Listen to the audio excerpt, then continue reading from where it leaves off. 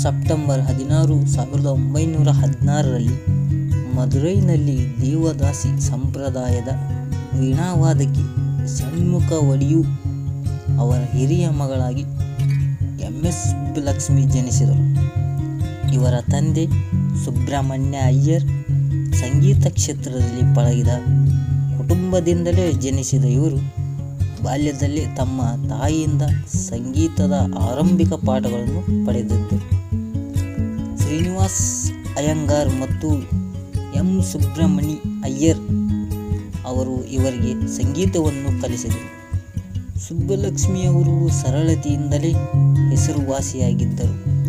ದೊಡ್ಡ ವೇದಿಕೆಗಳಲ್ಲಿ ನೆರೆದಿದ್ದ ಸಂಗೀತಾಸಕ್ತರನ್ನು ತಮ್ಮ ಗಾಯನದಿಂದ ಮೂಲಕವೇ ಮೂಡಿ ಮಾಡಿ ಸೆಳೆಯುತ್ತಿದ್ದರು.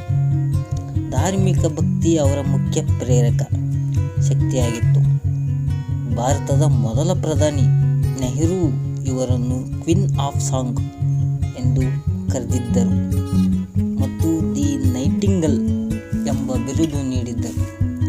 1940ರ ದಶಕದಲ್ಲಿ ಸುಬ್ಬಲಕ್ಷ್ಮಿ ಅವರು ಸಿನಿಮಾಗಳಲ್ಲಿಯೂ ನಟಿಸಿದ್ದರು.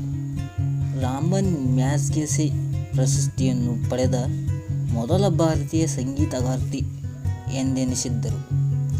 ಇವರಿಗೆ ಕೇಂದ್ರ ಸರ್ಕಾರ 1998ರಲ್ಲಿ ಭಾರತ ರತ್ನ ಪ್ರಶಸ್ತಿ ನೀಡಿ ಗೌರವಿಸಿತು.